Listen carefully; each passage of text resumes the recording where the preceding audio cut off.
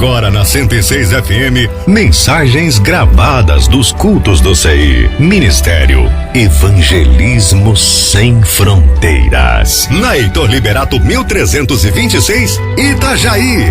Com o pastor Fernando Francelino. Na 106 FM Gospel. Você que trouxe a sua Bíblia, abra ela comigo lá no livro de Salmos. Salmos número 25, verso 1 em diante. Quero falar um pouco nesta noite sobre as promessas que recebem do Senhor aqueles que o temem. Amém?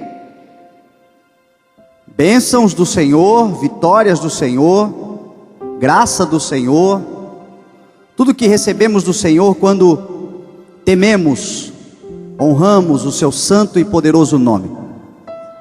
Nós vamos ler aqui o número 25 do livro de Salmos. Diz a palavra do Senhor assim: a ti, Senhor, elevo a minha alma, em ti confio, ó meu Deus.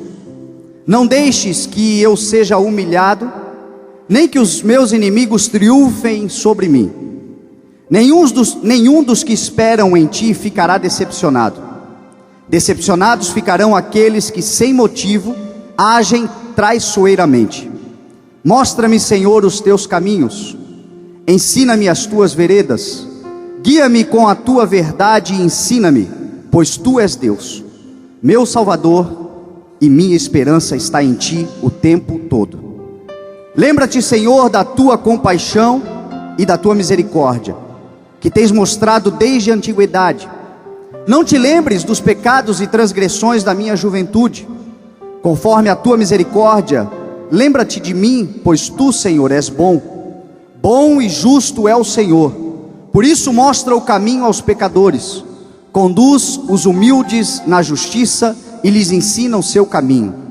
Todos os caminhos do Senhor são amor e fidelidade para com os que cumprem os preceitos da sua aliança. Pois por amor do teu nome, Senhor, perdoa o meu pecado que é tão grande. Quem é o homem que teme o Senhor? Ele o instruirá no caminho que deve seguir. Viverá em prosperidade, e os seus descendentes herdarão a terra. O Senhor confia os seus segredos aos que o temem, e os leva a conhecer a sua aliança. Os meus olhos estarão sempre voltados para o Senhor, pois só Ele tira os meus pés da armadilha. Amém? Você recebe essa palavra em nome de Jesus? Esta já é uma palavra por si só de vitória para as nossas vidas. Vamos orar. Amado Espírito de Deus, Pai, nós entregamos a Ti esse momento, Senhor, e te pedimos, Pai, que o Senhor fale conosco aos nossos corações, de acordo com a Tua vontade. Pai, estabeleça a Tua palavra neste lugar, dentro dos corações dos Teus filhos. Pai, que todos nós saímos daqui, Pai, crescidos em Ti, aperfeiçoados na Tua palavra, Senhor, recebendo do Senhor aquilo que o Senhor tem para nos entregar e confiando plenamente em Ti em todos os passos que dermos. Deus, que essa semana seja uma semana de glória, pelo poder da Tua palavra em nossas vidas, em nome de Jesus, amém. As promessas que recebem aqueles que temem ao Senhor. Esse texto que nós estamos lendo, ele foi escrito por um grande rei, que é muito falado, muito comentado dentro das igrejas, na Bíblia. Sempre pregamos sobre ele, falamos sobre ele, e ele de fato foi alguém que fez a diferença. O rei Davi. Há 3.000 anos nós estamos falando dos seus feitos, das grandezas. Há 3.000 anos a igreja e aqueles que têm fé em Deus se lembram de Davi quando querem fazer coisas de acordo com a vontade do Senhor nessa terra. Davi foi um homem que a sua memória, o seu legado permaneceu, e a palavra do Senhor nos ensina que aqueles que são justos, a sua memória não é apagada, a sua memória permanece.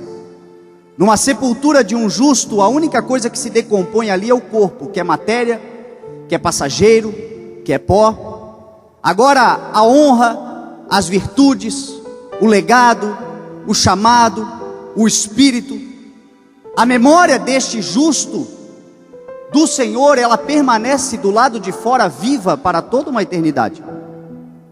Sabe o que isso significa? Que nós, que estamos nessa terra, podemos ser encontrados justos aos olhos do Senhor, e podemos construir uma história que vale a pena ser comentada pelas gerações futuras. Este é um grande desejo do coração de Deus, levantar em cada época da igreja, em cada geração da igreja na terra, um povo que seja referência, que seja luz, e um povo que tenha virtudes para ir parar no rol dos heróis da fé da palavra do Senhor. A Bíblia é um grande livro de testemunhos de homens e mulheres que cumpriram princípios, estabeleceram o reino de Deus em suas vidas, venceram e se tornaram referências. Só que a Bíblia não é um livro de mortos, a Bíblia é um livro de vivos. A palavra do Senhor diz que Deus é Deus de Abraão, de Isaac, Jacó, e quando Deus fala que é porque estão vivos com o Senhor. Isso acontece com aquele ente querido que você já perdeu aqui na terra, que já partiu com o Senhor, mas que deixou com um legado. Isso acontece com amigos que nós temos que partiram com o Senhor e sabemos que estão em Cristo, mas as suas histórias até hoje nos motivam, a lembrança das suas memórias até hoje nos alegram. Que você seja essa pessoa na sua família em nome de Jesus. Que você passe por essa terra de cabeça erguida, que você passe construindo uma história digna de ser relembrada por aqueles que virão depois de você em nome de Jesus. Esse é a maior alegria do Senhor, porque aqueles que assim fazem, eles não morrem, eles permanecem vivos eternamente, e um dia serão ressuscitados para viver uma vida com o Senhor Jesus Cristo por toda a eternidade. Serão lembrados. Por isso que a gente fala de Davi, fala de José, fala de João, fala de Paulo. O único que ressuscitou dos mortos e está vivo até hoje chama-se Jesus Cristo, e Ele tem poder para ressuscitar aqueles que morreram, e aquele dia Ele fará isso. Até lá nós vamos nos lembrando. Só que diante dos problemas que nós estamos enfrentando na vida, na terra, e nós já estamos vendo já uma igreja sendo perseguida, nós já percebemos no mundo, em alguns cantos do mundo, irmãos nossos em Cristo que já não têm mais condições de ter acesso à palavra do Senhor escrita. Isso significa que muitos deles já não têm mais referências na palavra acerca de quem é luz, de quem é exemplo. Isso significa que esses irmãos, eles precisam se tornar esse exemplo. Isso em países que a Bíblia Sagrada já não é mais permitida a sua entrada. Mas, quando a gente traz para o contexto da nossa história, da nossa vida, a gente sabe que apesar da Bíblia Sagrada no país ser liberado, a sua leitura, e nós termos ela da maneira como nós escolhermos, a gente sabe que a grande maioria das pessoas não a tem. Ou se a tem lá em cima de uma escrivaninha, em cima de às vezes até com um lugar assim, como um enfeite de uma casa, aberta no Salmo 91, amarelado. Mas ela fica ali, e dali ela não sai, e o conhecimento que nela está, não está dentro do coração da pessoa, e a palavra do Senhor diz que a Bíblia só tem vida, a palavra só tem vida quando ela está dentro do coração. Então isso significa que tem muita gente à nossa volta, que não tem conhecimento de quem são as referências a serem seguidas. Não conhecem na Bíblia os exemplos, os princípios, os valores do reino de Deus, que Jesus Cristo disse que não vem de uma forma visível, nem se dirá que Ele está lá ou está aqui, ao contrário, Ele está dentro de nós, Jesus Cristo falou. Essas pessoas não conhecem os valores do reino, porque nunca leram a palavra, mas elas podem descobrir os valores do reino olhando para você, olhando para mim, olhando para nós. Por isso que Paulo diz: sede meus imitadores. Quando Paulo fala isso, ele não estava dizendo para um povo com uma palavra arrogante, soberba. Não, ele estava dizendo para um povo que não tinha acesso à leitura dos profetas, da palavra. E esse povo não tinha acesso, mas queria descobrir quem era Jesus, queria conhecer quem era Jesus, queria saber mais de Jesus. E aí Paulo, entendedor que pecador era, que falho era, mas que ele precisava crescer a cada dia, e a cada dia ele que tinha acesso à informação precisava desenvolver o conhecimento e o caráter de Cristo dentro de si, foi evoluindo, foi crescendo, foi avançando. Levaram-se muitos anos, só para ele ser reconhecido pela igreja, pelos apóstolos. A Bíblia diz que levou 14 anos, passou 14 anos sendo tratado com dúvida pelos apóstolos, porque o fruto leva um tempo para nascer. Os apóstolos sabiam que o fruto leva tempo, nós somos conhecidos pelo fruto, mas o fruto só vai nascer se as sementes forem plantadas dentro de nós, e as sementes são a palavra do Senhor. Isso, meu irmão, quer dizer que na sua casa, no meio dos teus relacionamentos, dos nossos, lá no nosso local de trabalho, existem pessoas que não conhecem a palavra do Senhor, mas eles podem descobrir o que é o reino de Deus através da sua vida. É um desejo que o Senhor tem. É algo que alegra o coração de Deus quando Ele olha para um filho, para uma filha que não é perfeito, é pó, é falho, peca, mas quando essas coisas acontecem, ele se arrepende genuinamente, instantaneamente, e diz: Senhor, me fortalece, me ajuda, eu não quero mais cair dessa maneira, eu não quero mais pecar. Um filho e uma filha que alegra o coração de Deus é aquele filho e aquela filha que não se conforma com o mundo, mas ele se transforma dia a dia pela renovação da sua mente. É aquele filho e aquela filha que, apesar de errar, ele não se conforma com o pecado. É isso que o Senhor quer. O que Deus espera da gente é progresso. O que alegra o coração de Deus e faz o seu Espírito nos auxiliar todos os dias é quando a gente enfrenta aquele mal que todo dia bate na nossa porta,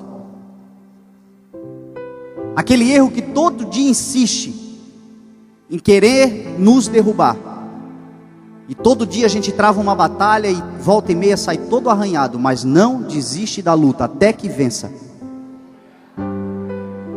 Quer começar a agradar o coração de Deus? Começa a resistir o mal. Começa a enfrentar. Resistir é se colocar na posição de enfrentamento. Não é para fugir do mal, é para resistir. Resiste o mal e ele é que fugirá de você em nome de Jesus. Ele vai fugir de você. Ele vai desistir de você porque ele é um covarde. Ele gosta muito de tripudiar sobre a vida das pessoas que se entregam, abandonam a perseverança. Mas aqueles que não desistem, eles alcançarão a redenção, porque esta é a promessa que se existe na palavra do Senhor. Então enfrenta, não desiste. Esse salmo que nós acabamos de ler, Davi começa fazendo uma pergunta: quem é o homem que teme o Senhor? Ele começa fazendo essa pergunta para nós, para ele mesmo, escrevendo ali: quem é o homem que teme ao Senhor? Eu fico imaginando ele refletindo sobre isso quando escreveu, e a resposta ela é dada pelo próprio Deus. Lá em 1 Samuel capítulo 13, e lá em Atos capítulo 13 também, coincidentemente, Deus responde essa pergunta dizendo: encontrei em Davi homem segundo o meu coração, porque ele faz tudo, ou ele fará tudo o que for de acordo com a minha vontade. Quem é o homem que teme ao Senhor? O homem que teme ao Senhor é aquele que faz tudo de acordo com a vontade do Senhor. Ontem nós tivemos aqui o nosso culto de Santa Ceia, um culto maravilhoso, igreja cheia como está hoje. Nosso último culto de ceia de 2014, consagrando ao Senhor, agradecendo ao Senhor, apresentando ao Senhor o nosso ano, dizendo: Senhor, muito obrigado por tudo que aconteceu. E eu fiquei muito feliz que terminou o culto, eu comecei a conversar com alguns irmãos e eles estavam dizendo: pastor, quando começou o ano e como está terminando o ano, eu só tenho mesmo é agradecer ao Senhor. E a palavra do Senhor diz que o final das coisas é melhor do que o seu início. Ontem terminamos a última Santa Ceia do ano. A primeira Santa Ceia do ano de 2015 nós faremos à meia-noite 1, 2, 10. No dia 1º de janeiro agora, no nosso culto Celebration 2015, que é o nosso culto da virada. Será de quarta para quinta-feira, dia 31 para o dia 1º. Nós passaremos aqui enquanto tantas pessoas passarão a virada do ano fazendo tantas coisas, pulando ondinha, entregando a sua vida nas mãos de poderes malignos. Muitos passarão a virada do ano comendo carne de porco, porque diz que o porco fuça para frente. Nós vamos comer o pão vivo que desceu dos céus, no símbolo da Santa Ceia, que é o Senhor Jesus Cristo, que nos leva para cima em nome de Jesus.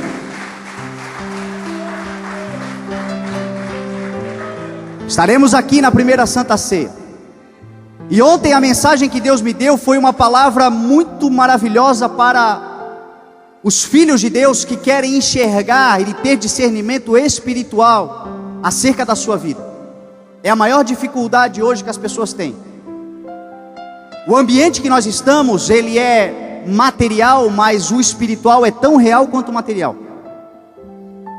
E muitas coisas acontecem dentro do ambiente que nós estamos, que são fatos espirituais, e por falta de discernimento a gente não tem o entendimento, e por isso a gente muitas vezes é pego de surpresa, se decepciona. Não entendemos o mover das coisas, porque o mundo espiritual, as coisas começam primeiro lá. Tudo que acontece aqui é reflexo daquilo que acontece no mundo espiritual. E Jesus Cristo, lá em João 9, ele disse que ele veio para dar vista aos cegos e tirar a visão daqueles que acham que enxergam. Quando Jesus estava falando isso, ele estava falando sobre a questão espiritual. Ele estava falando para os religiosos que eram cheios de si, achavam que eram os caras, e ele estava dizendo: vocês não enxergam nada, vocês pensam que enxergam alguma coisa e não enxergam nada. Mas eu vou dar vista àqueles meus filhos, às minhas filhas que obedecem à minha palavra, que vivem de acordo com a minha vontade, que fogem de todos os padrões da religiosidade, que não se encaixam no sistema. Esses filhos eu vou dar vistas, e eles vão começar a enxergar o que acontece no mundo espiritual, e por isso eles serão mais do que vencedores. Essas pessoas somos nós, é a igreja. E aí, fazendo a analogia na palavra, Deus me deu um texto em Marcos 8 que fala sobre o processo da visão que Deus estabelece, a vontade de Jesus na nossa vida, para nós enxergarmos aquilo que Ele quer. Primeira coisa que Ele faz, Ele nos toma pela mão e nos tira da vida que nós vivíamos. Primeira coisa que Jesus faz. Por isso que no início da nossa caminhada de fé com Jesus, a gente não entende muita coisa, a gente não sabe direito como fazer, o que proceder, o que acontece. A gente lê a Bíblia, parece que não enxerga as coisas que estão na Bíblia, lê, mas não entende. A gente vem na igreja, canta, a gente não sabe se levanta a mão, se baixa a mão, se ora, se chora, não sabe como fazer, não enxerga muito como funciona o método, mas mesmo não enxergando nada, nós sabemos que estamos no lugar certo. É assim ou não é? Sabemos que estamos andando num caminho certo. Sabe por quê? Porque Jesus está segurando nas nossas mãos. Quando Ele começa a andar de mãos dadas conosco, isso significa que nós estamos seguros. E mesmo sem enxergar, nós estamos felizes, sabendo que podemos confiar. Esse é o caminhar pela fé, a prova daquilo que não se vê. Depois do segundo processo, eu quero correr aqui porque não é sobre isso que eu quero falar, é só para nós entendermos. Depois do segundo processo, Jesus vem e nos lava os olhos. Antes de Ele curar aquele homem de Marcos 8 que estava cego, a Bíblia diz que primeiro Ele lava os olhos daquele homem. Por quê? Porque a segunda parte que Jesus faz na nossa vida para nós começarmos a enxergar as coisas espirituais. Ele começa a limpar tudo aquilo que é poluição visual nas nossas vidas. Nós ficamos cegos espiritualmente porque o mundo está carregado de coisas que ele nos oferece que poluem a nossa vista, poluem a nossa visão. Desgraça todos os dias, perversidade todos os dias, imoralidade todos os dias. Abrimos o jornal e qual é a foto da capa do jornal? Nunca é uma notícia boa, porque existe um governo no mundo e esse governo é maligno. Ligamos a televisão, está lá o Datenão só escorrendo sangue. Liga a novela, é uma fantasia, uma vida de ilusão. Só coisas ruins sendo colocadas para dentro. Liga a internet, imoralidades. E aí Jesus Cristo vem e diz: se os seus olhos forem bons, o teu corpo terá luz. Se os teus olhos forem maus, o teu corpo será tenebroso. E se a luz que está dentro de você são trevas, que tremendas trevas são. Sabe o que Jesus Cristo está dizendo? A maneira como nós enxergamos a vida determina quem nós somos e o que nós somos em Deus.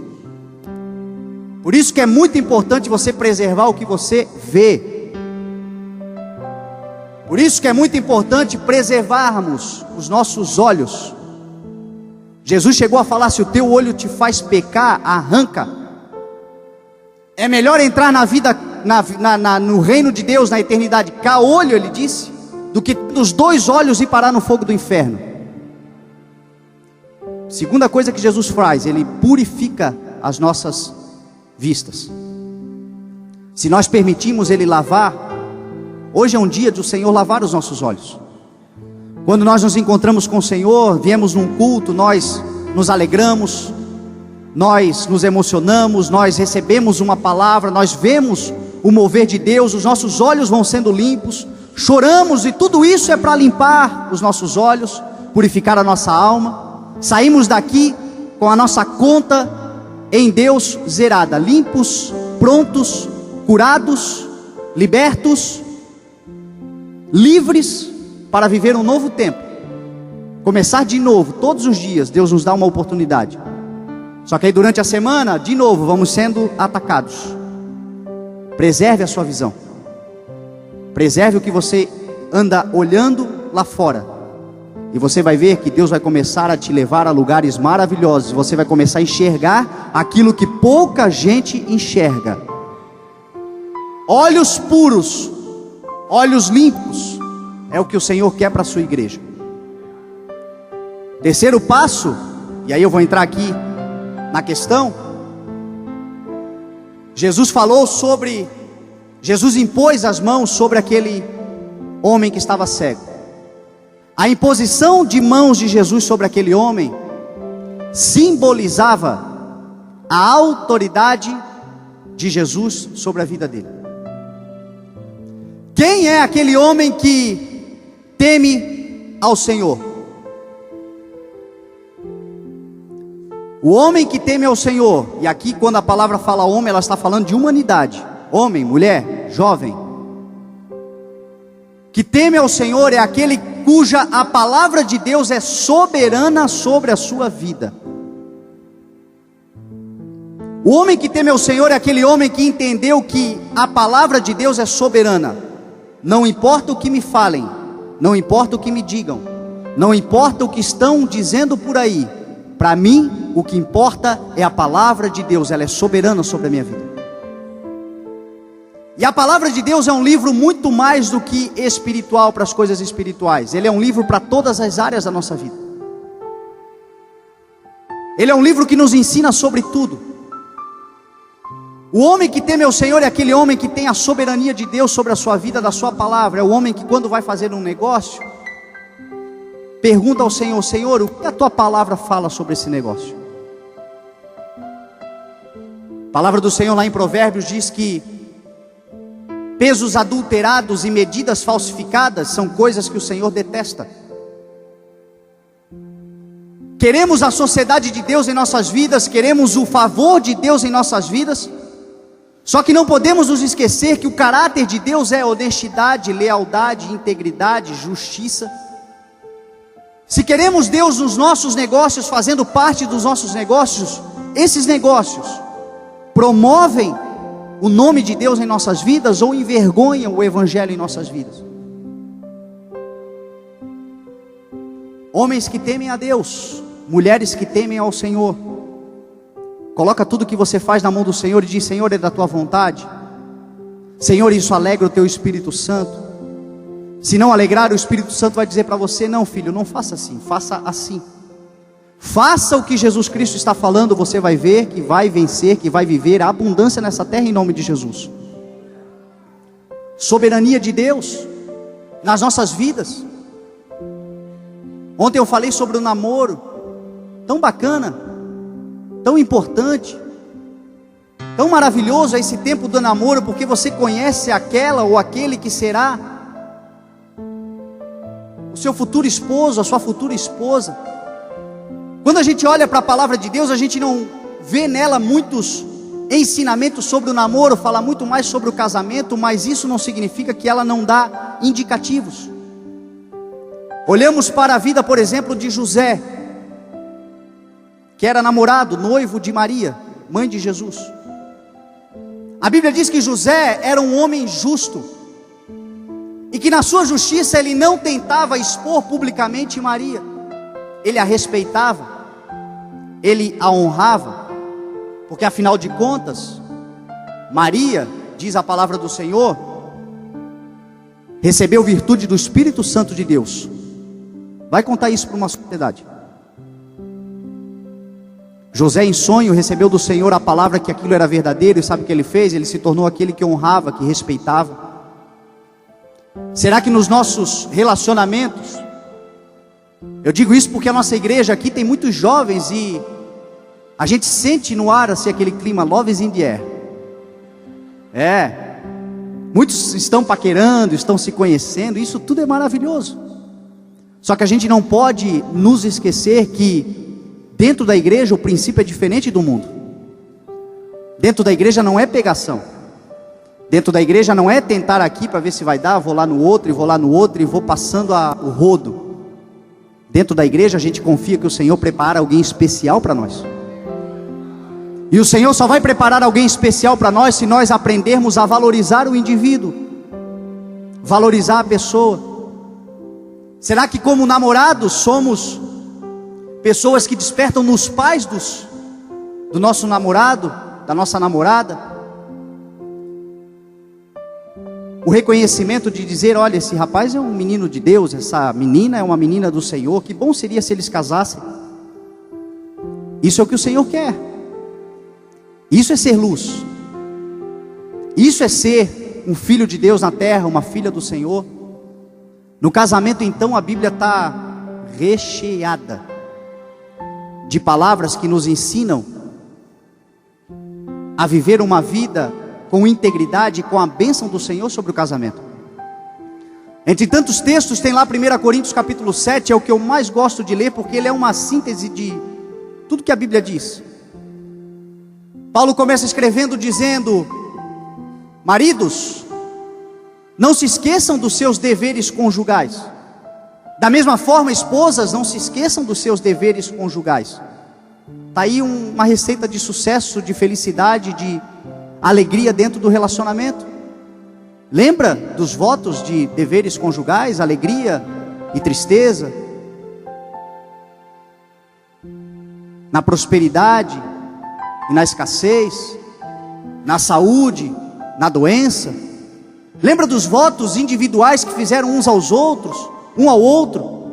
De repente você casou prometendo levar sempre para passear no shopping, e aí hoje o mais perto que você chega disso é no Camelô do São Vicente, que aliás está lá, bem grande, shopping popular, né? Aí passa batida. Mas aqueles compromissos que fizemos, a palavra do Senhor diz: o corpo da mulher pertence ao homem, ao seu homem, e o corpo do seu homem pertence à sua esposa. Um pertence ao outro e somente um ao outro. Paulo escreve dizendo: não se neguem um ao outro, a não ser por curto período de tempo para se dedicar-se à oração, e depois voltem-se a se unir, para que o diabo não os tente por vocês não terem domínio próprio. Sabe do que a Bíblia está falando, meu irmão? Vamos escandalizar? De sexo. A Bíblia está falando disso. E hoje muitos casamentos estão acabando porque os casais não têm mais relações, não namoram mais, não se conquistam mais, não vivem mais a maravilha que Deus criou para o casamento. O sexo foi algo criado por Deus, não foi o diabo que criou. Foi Deus que criou para o casamento. O problema é que nós invertemos tudo.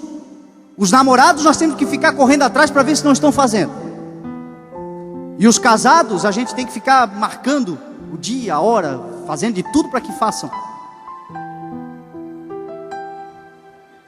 Tá rindo de coisa que te faz chorar, né?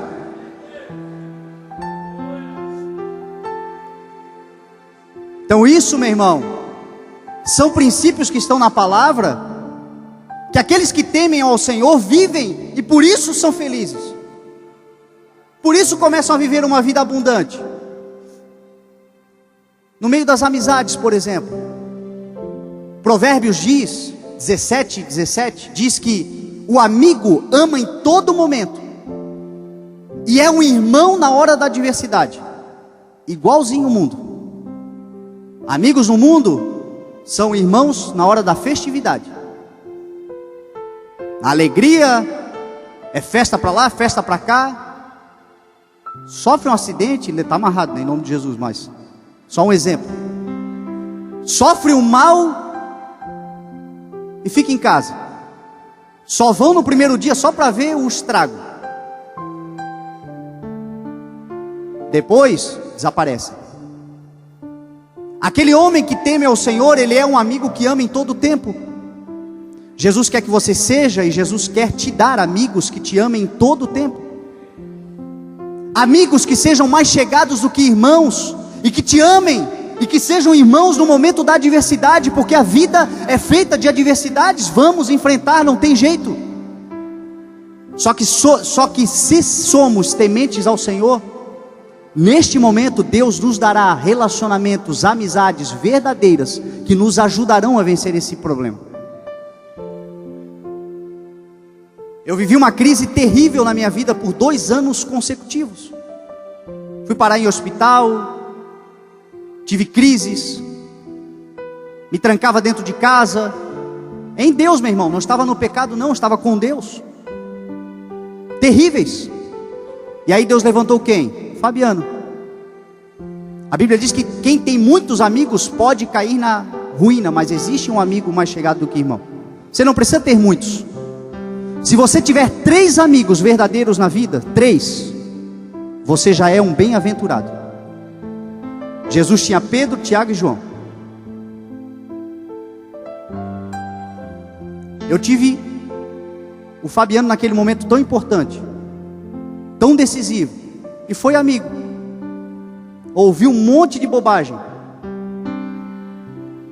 Não fui tão amigo quanto ele foi, porque tinha dias que eu estava, se tornava às vezes um saco de pancadas, mas estava ali amando na hora da adversidade. Hoje eu sou muito grato. Aplauda o nome do Senhor Jesus.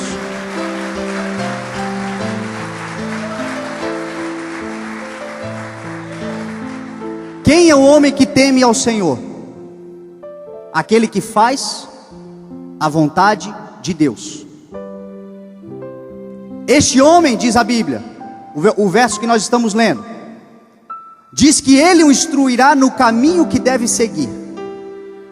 O homem que teme a Deus, que vive de acordo com a vontade do Senhor, Deus o instruirá no caminho que ele deve seguir. Sabe o que significa isso? Livre de erros. Isso significa segurança, porque o caminho do Senhor, ele é seguro. O caminho que Deus estabelece para as nossas vidas é um caminho de virtudes, de paz, de alegria, de bonança. É um caminho de segurança em Deus. E este caminho se chama Jesus Cristo. Note que o texto diz: e Ele o instruirá no caminho. Não é nos caminhos, só existe um caminho para aquele que teme ao Senhor. O caminho se chama Jesus Cristo. Ele disse: eu sou o caminho, eu sou a verdade, eu sou a vida, e ninguém vem ao Pai a não ser por mim. Aquele que teme ao Senhor será instruído por Deus a andar com Jesus Cristo. Que privilégio poder andar com Jesus Cristo. Jesus Cristo certa vez disse: eu já não chamo mais vocês de servos, porque servo não sabe o que o seu Senhor faz. Ao invés disso, eu vos chamo de amigos, porque tudo o que eu recebi do meu Pai, isto eu tornei conhecido a vocês. Este é o privilégio daquele que anda no caminho, aquele que anda com Jesus Cristo. Encontra a liberdade, encontra a vida, encontra a segurança. Muitas pessoas procuram várias maneiras. Lá fora a gente vê as pessoas dizendo que todos os caminhos levam a Deus. Maior mentira. Somente Jesus Cristo leva ao Senhor. Somente Ele. A Bíblia diz que ele recebeu do Senhor, o Senhor o colocou num posto mais elevado que existe.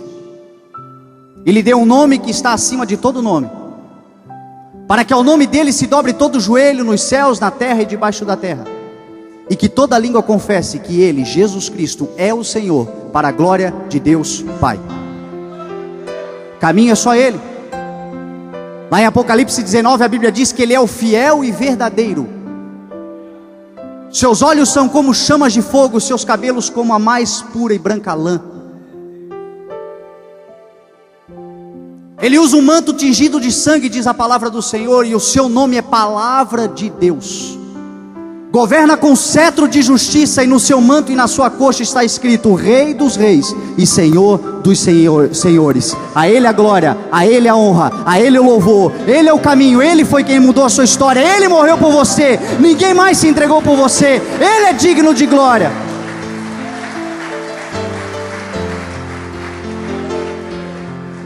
Quem tem o Espírito de Deus e é temente ao Senhor, vive de acordo com os preceitos da palavra do Senhor, e o Espírito de Deus guia ele a toda a verdade. Eu sou o caminho, eu sou a verdade e eu sou a vida. O Espírito de Deus os leva a caminhar com Jesus Cristo. Será instruído. E aí, meu irmão, começam as promessas. O homem que teme ao Senhor, obedece a sua palavra, anda com Jesus Cristo, e aí vem as recompensas. Porque Deus ama recompensar os seus filhos. A Bíblia diz que aquele que dele se aproxima precisa crer que Ele existe, que Ele é galardoador, Ele abençoa. Efésios 6 diz que Ele trará a sua recompensa, dará a sua recompensa a todos, independente se são escravos ou livres. Todos aqueles que fazem o bem serão recompensados pelo Senhor Jesus. Em Apocalipse capítulo 22, o último livro da Bíblia, no último capítulo, nas últimas palavras, ele diz: eis que venho em breve, e a minha recompensa está comigo, e eu darei a minha recompensa a cada um de acordo com as suas obras. Ele te recompensa, meu irmão. A tua fidelidade será recompensada, o teu temor será recompensado, a tua dedicação será recompensada. Abrir mão dos prazeres nessa terra para viver os prazeres eternos será recompensado pelas mãos do próprio Senhor Jesus Cristo. E Ele começa fazendo aqui. O Salmo diz: viverá em prosperidade.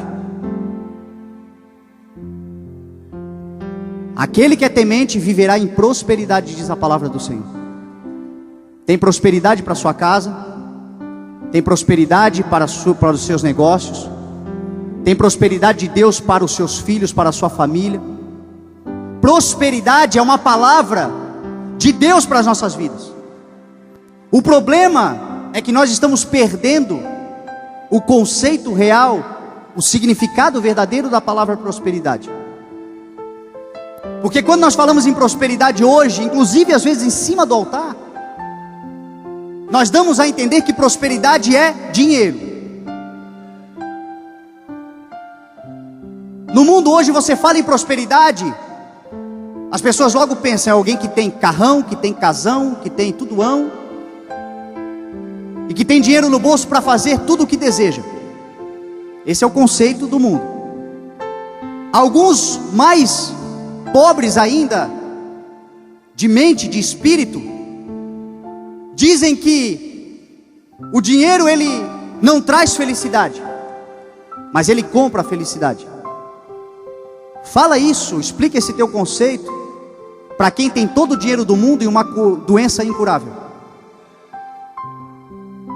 Explica esse conceito para quem tem todo o dinheiro do mundo e um filho nas drogas, que não há dinheiro que tire ele de lá, muito pelo contrário, enterra cada vez mais.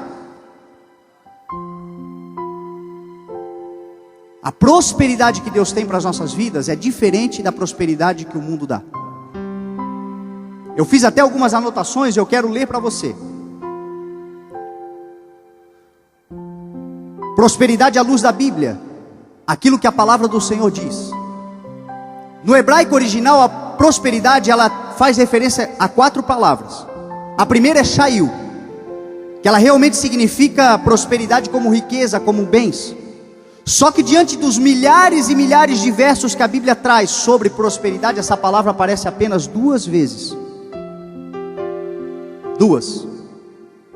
Depois a palavra que faz referência à prosperidade no original, no hebraico, na Bíblia, é shalu, que traduz como descanso, paz e tranquilidade.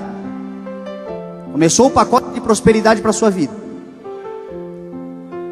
Terceiro significado da palavra, à luz do original, na palavra de Deus, é sekel, que significa ser sábio, entendido e capacitado. O quarto conceito, tzalak, sentido de ser livre, ter sucesso e ser próspero. Sabe qual é o sentido real ainda da palavra prosperidade dentro da palavra de Deus?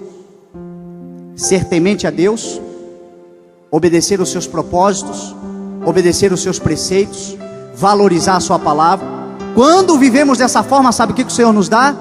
Sabedoria, nos dá alegria, nos dá paz, nos dá liberdade, nos dá tranquilidade, nos dá esse pacotão de bênçãos, que a consequência é uma vida tranquila para poder trabalhar, se dedicar, suar o seu rosto. E aí, meu irmão, a riqueza é só consequência. Essa é a diferença. A riqueza ela é consequência de alguém que tem uma mente livre, sábia, livre no Senhor. Alguém que entendeu que o mais importante de tudo é ter o seu Espírito Santo dentro de si. Riquezas são só consequências. Se nós olharmos para os homens mais prósperos da terra, nós vamos descobrir que eles não levantam para trabalhar por causa do dinheiro. Eles levantam para trabalhar por causa do propósito. Olhamos para Bill Gates, é o homem mais rico da terra. Ele se levanta todo dia para trabalhar, não é por causa do dinheiro, mas é para se tornar uma referência, como ele é no ramo da informática. A molecada hoje tem como referência os jogadores de futebol. Olhamos para o Neymar. O Neymar, ele não começou a sua história trabalhando por causa de dinheiro. Desde que ele começou a jogar futebol, o objetivo dele é ser o melhor do mundo, jogando futebol. A consequência é a riqueza. Aqueles que trabalham por um propósito, meu irmão, aqueles que buscam do Senhor o seu propósito para a sua vida e se dedicam a esse propósito, Deus dá todas as ferramentas que ele precisa para ter paz. E a condição financeira é só consequência. Vem também, mas é consequência. Tem irmão que ora para o Senhor fazer com que ele ganhe na Mega Sena. Deus que te livre de uma desgraça dessa, meu irmão. Porque se primeiro nós não enriquecermos aqui, Dinheiro na mão de quem não enriqueceu aqui na mente é igual um revólver na mão de um macaco, meu irmão. E Deus não quer nos matar. Deus quer nos dar vida e vida em abundância. Primeira coisa que precisamos aprender, se quisermos a prosperidade que vem de Deus, é a sermos generosos. Generosos com aqueles que não têm. Generosos com aqueles que têm menos do que nós. Sabe por quê? Porque a Bíblia diz que o generoso prosperará. E aquele que dá alívio aos outros, alívio receberá. Precisamos fazer o que Salomão fez. Se tornou no homem mais rico da terra. Mas quando Deus chegou para ele e perguntou: o que você quer? Peça o que você quer e eu lhe darei. Ele disse: Senhor, me dá sabedoria. Me dá capacidade, Senhor, para governar o teu povo, para viver o meu propósito. Me dá isso, Senhor, é tudo o que eu preciso. E o Senhor olhou para ele e disse: muito bem, porque você não pediu dinheiro, porque você não pediu a morte dos seus inimigos, porque você não pediu vida longa, mas pediu sabedoria. Eu vou te dar sabedoria como ninguém ou mais teve.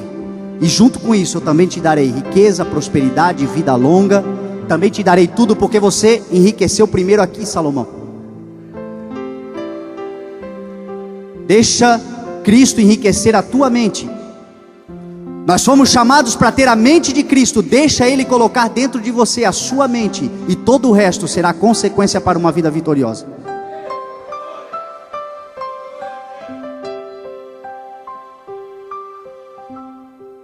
Viverá em prosperidade. E o texto começa dizendo, continua dizendo,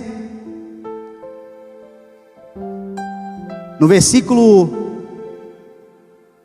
13: viverá em prosperidade, e os seus descendentes herdarão a terra. Sabe o que a palavra está dizendo? Que aqueles que são fiéis ao Senhor terão descendentes. Serão pais dessa terra. Ah, mas a medicina diz que eu não posso. Eu estou tentando de todas as formas e eu não consigo. Meu irmão, você vive pela palavra do Senhor. Minha irmã, a palavra que é liberada do Senhor sobre a sua vida é que se você é temente ao Senhor, se você serve ao Senhor, e se você deseja ter filhos, o Senhor lhe dará uma descendência nessa terra abençoada. E os filhos herdarão a terra, diz a palavra do Senhor. A Bíblia diz que os filhos são uma herança do Senhor, um presente que Ele nos dá. Como flechas nas mãos do guerreiro são os filhos nascidos na juventude. Feliz é o homem que tem a sua aljava cheia deles. Não será envergonhado pelos seus inimigos quando os enfrentarem no tribunal. Filhos, se você deseja, se você sonha, te apegue no Senhor, te apegue na palavra do Senhor, te apegue no propósito de Deus, porque Deus vai curar a tua madre, Deus vai dar fertilidade ao teu ventre, Deus vai fazer com que você viva, meu irmão e minha irmã, nos teus braços você veja os frutos da tua fidelidade. E mais, herdarão a terra. Hoje tem muita gente, meu irmão, com medo de gerar filhos, de formar família, porque pensam: o que será do futuro, o que será dos meus filhos, o que será da próxima geração, como é que eu vou criar, como é que eu vou viver? Tem pais que já têm filhos e não dormem de noite preocupados como é que eles vão sobreviver nesse mundo. Sabe o que a Bíblia está dizendo? Que as mesmas promessas que estão sobre a sua vida, estão sobre a vida dos teus filhos. Descansa. Os seus filhos, diz Deuteronômio no capítulo 28, serão abençoados. Os seus filhos são herdeiros das mesmas promessas que estão sobre a tua vida. A tua fidelidade protegerá os teus filhos. Quem sabe hoje você pensa: mas o meu filho não está na igreja. Meu pai por muitos anos orou por mim, eu não estava na igreja. Hoje eu sou resultado da fidelidade dele.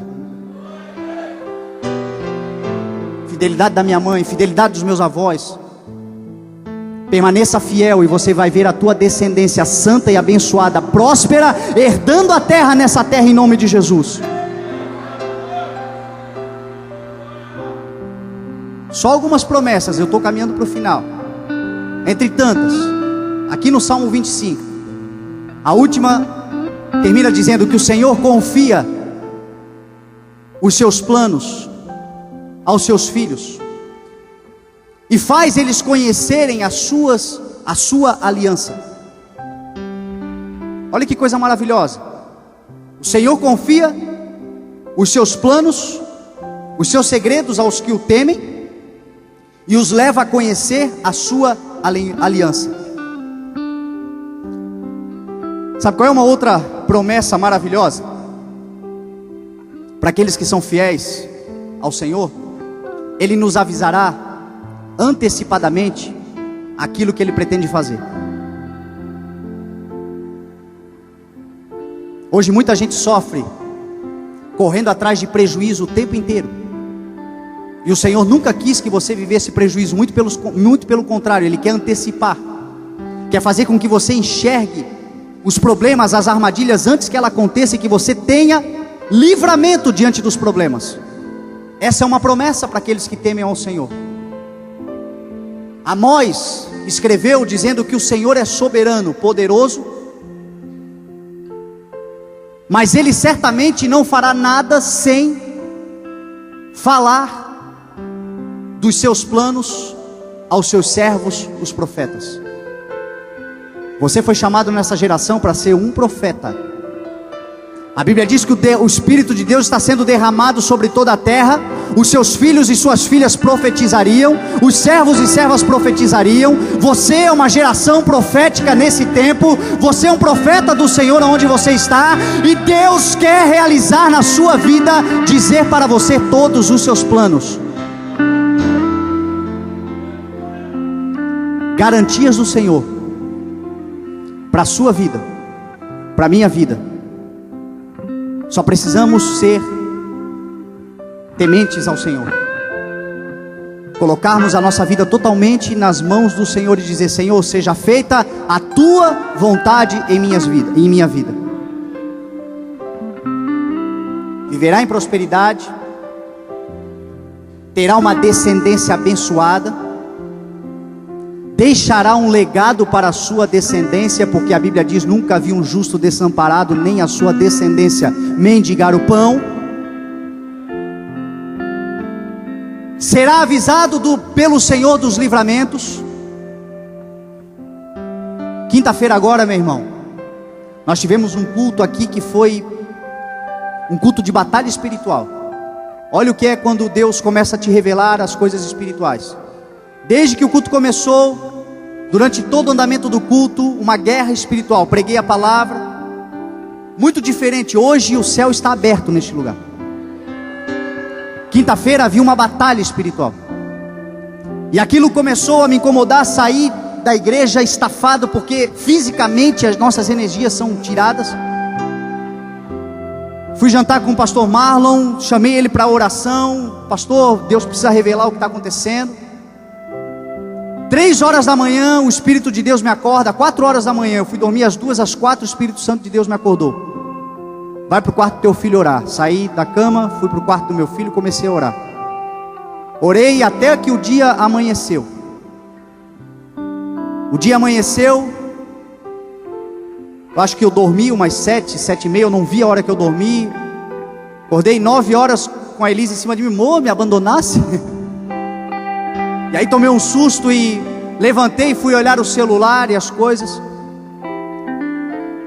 Depois da oração, depois de ter acordado, Deus trouxe a revelação completa de tudo o que estava acontecendo e deu toda a diretriz para nós vencermos. Pode ser loucura para alguns, mas você vai viver as mesmas experiências se você botar a tua vida totalmente na presença do Senhor. Deus trouxe livramento. A guerra espiritual na quinta-feira era uma batalha sendo travada nos céus. E se Deus não tivesse dado discernimento espiritual, provavelmente hoje eu estaria lamentando em vez de estar celebrando aqui em cima do altar. É isso que Deus quer fazer na sua vida. O salmista Davi termina dizendo: e os meus olhos estão sempre voltados para o Senhor, pois só Ele tira os meus pés da armadilha. Enquanto os teus olhos estiverem voltados para o Senhor, em todo o tempo Ele tirará os teus pés da armadilha. Toda armadilha que for feita contra você, todas as tramas que alguém fizer na sua vida, enquanto os teus olhos estiverem voltados para o Senhor, e nenhuma delas você cairá. É promessa do Senhor para você, em nome de Jesus. Você toma posse e glorifica o nome do Senhor Jesus. Vamos nos colocar de pé.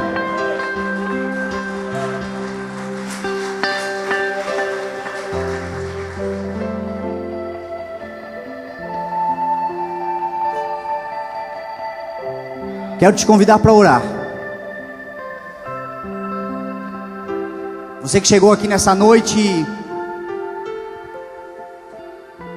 o teu desejo é entregar totalmente a tua vida na presença do Senhor. Entregar-se.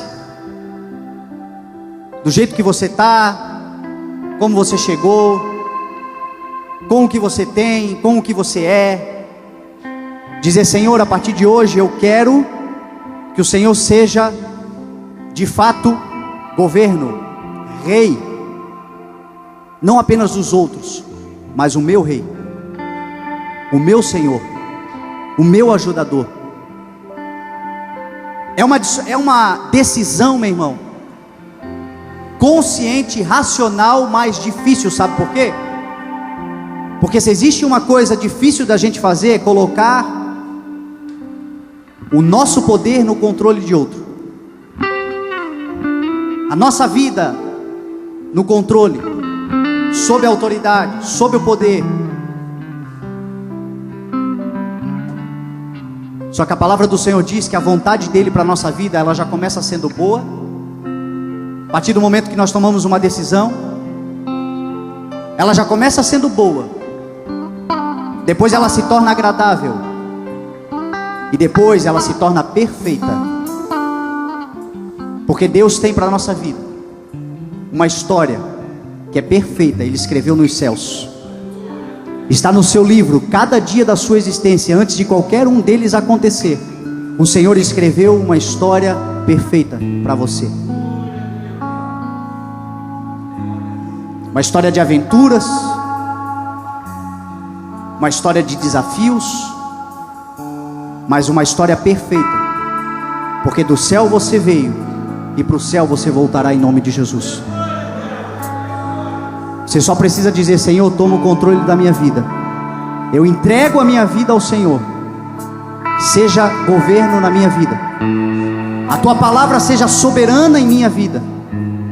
Você vai começar a viver prosperidade, você vai começar a viver fertilidade, você vai começar a ver livramentos do Senhor todos os dias da sua vida, até o dia em que Ele voltar, em nome de Jesus. Você toma posse? Então, enquanto o ministério de louvor adora, se é com você que o Senhor falou, sai do teu lugar, vem à frente. Vamos orar em nome de Jesus. Abra o teu coração totalmente, deixa Ele entrar dentro de você, deixa Ele encher você até transbordar, até transbordar. Dê vazão, dê liberdade, deixa Ele entrar em você. Ele está na porta batendo. Você que ficou no seu lugar, Igreja Santa do Senhor Jesus, interceda, estenda a sua mão, abra os céus desse lugar pela adoração. Livre, livre pra te exaltar, Senhor. Santo é o teu nome, Jesus. E ser livre pra me derramar. Santo és tu, Jesus, diante de ti. Oh, aleluia. Os obreiros podem orar, podem colocar as mãos, liberem do Espírito de Deus. Seja cheio do Espírito de Deus, seja renovado, seja sarado, seja curado pelo Espírito de Deus. Me rendo aos teus pés, pois tu és santo. Esse Deus é amor, esse Deus é paz, esse Deus é justiça, esse Deus é alegria. Jesus é liberdade, Jesus é nova vida, Jesus é um novo tempo, Jesus é a felicidade genuína. Posso chegar a ti, Jesus é plenitude de vida. Não tenha medo de entregar a sua vida ao Senhor Jesus. Diga a Ele: Senhor, eis-me aqui. Senhor Jesus, sou eu, Jesus, que estou aqui clamando por Ti. Entra no meu coração, entra na minha vida. Espírito Santo, libera da Tua unção, Pai. Sacode, Jesus. Transborda, Espírito de Deus. Libere a unção dentro de você. Libere a unção dentro de você. Oh, aleluia.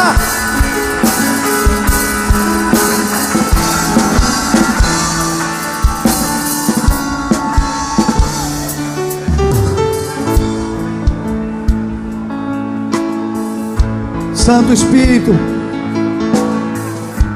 só Tu és santo, Jesus.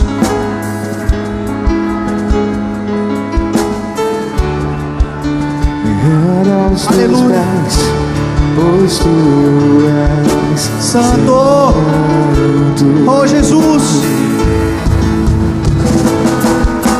Santo, só Teu nome é santo.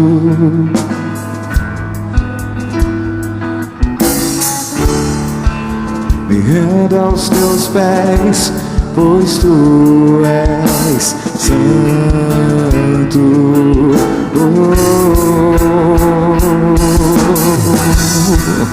Tua graça me basta, ela me alcança, ela me alcança. Amor tão sublime, posso me achegar a Ti, posso me achegar a Ti e ser livre pra Te adorar, livre pra Te exaltar, Senhor, e ser livre pra me derramar diante de Ti.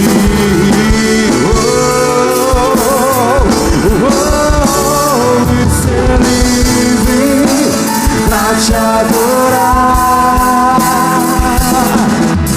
livre pra Te exaltar, Senhor, e ser livre pra me derramar diante de Ti. Livre, livre. Você é livre em Cristo. Você é livre. Você sai deste lugar nesta noite livre. Não há nada mais que te prenda. Não há nada mais que te acuse. Não há nada mais que possa trazer sobre a sua vida condenação. A Bíblia diz que a partir do momento em que você entrega a sua vida ao senhorio de Cristo, nenhuma condenação mais há. Tudo se faz novo. A liberdade vem, é instantânea. Desce sobre você. Não há nada na terra que seja mais valioso ou poderoso do que o sangue do Senhor Jesus Cristo, que vem sobre você quando você aceita. Quando você diz: Jesus, toma o controle da minha vida. Se você sair daqui e no seu ouvido vier uma acusação, vier uma lembrança daquilo que você foi, não terá sido o Espírito Santo de Deus. Não terá sido. Porque Ele é consolador, Ele é conselheiro, Ele é amigo. Ele quer te trazer para perto de Jesus e não para longe. Ele quer te trazer para a comunhão dos santos de Deus, na igreja do Senhor Jesus, e não para longe. Quem te acusa é o inferno. Quem te acusa é o mal. Quem te calunia são aqueles que emprestam a sua vida para o mal. O Espírito Santo de Deus, no dia de hoje, neste momento, te libertou de todos os males. Nova vida, liberdade em Cristo.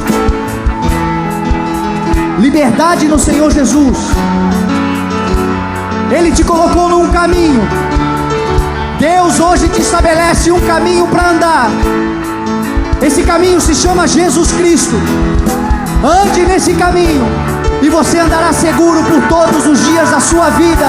Até o último dia da sua existência, você estará seguro andando no caminho que se chama Jesus Cristo. Esse caminho fará você viver em prosperidade. Esse caminho te dará uma família abençoada. Esse caminho te dará livramentos. Este caminho te trará vida abundante. Toma posse hoje da palavra liberada. Essa palavra foi liberada é para você. Quem está neste lugar foi alvo da palavra. Só toma posse. Você é livre. Você sai deste lugar nessa noite livre. Não há nada mais que te prenda. Não há nada mais que te acuse. Não há nada mais que possa trazer sobre a sua vida condenação. A Bíblia diz que a partir do momento em que você entrega a sua vida ao senhorio de Cristo, nenhuma condenação mais há. Tudo se faz novo. A liberdade vem, é instantânea. Desce sobre você. Não há nada na terra que seja mais valioso ou poderoso do que o sangue do Senhor Jesus Cristo, que vem sobre você quando você aceita. Quando você diz: Jesus, toma o controle da minha vida. Se você sair daqui e no seu ouvido vier uma acusação, vier uma lembrança daquilo que você foi, não terá sido o Espírito Santo de Deus. Não terá sido. Porque Ele é consolador. Ele é conselheiro. Ele é amigo. Ele quer te trazer para perto de Jesus e não para longe. Ele quer te trazer para a comunhão dos santos de Deus na igreja do Senhor Jesus e não para longe. Quem te acusa é o inferno. Quem te acusa é o mal. Quem te calunia são aqueles que prestam a sua vida para o mal. O Espírito Santo de Deus, no dia de hoje, neste momento, te libertou de todos os males. Nova vida, liberdade em Cristo, liberdade no Senhor Jesus. Ele te colocou num caminho. Deus hoje te estabelece um caminho para andar. Esse caminho se chama Jesus Cristo. Ande nesse caminho e você andará seguro por todos os dias da sua vida. Até o último dia da sua existência, você estará seguro andando no caminho que se chama Jesus Cristo. Esse caminho fará você viver em prosperidade. Esse caminho te dará uma família abençoada. Esse caminho te dará livramentos. Este caminho te trará vida abundante. Toma posse hoje da palavra liberada. Essa palavra foi liberada é para você. Quem está neste lugar foi alvo da palavra. Só toma posse. Toma posse da palavra em nome de Jesus. Seja abençoado em nome de Jesus. Glória a Deus. Pode voltar para o seu lugar adorando. Aleluia. E ser livre pra te adorar. Glória a Deus. Livre pra te exaltar, Senhor. E ser livre pra me derramar diante de ti.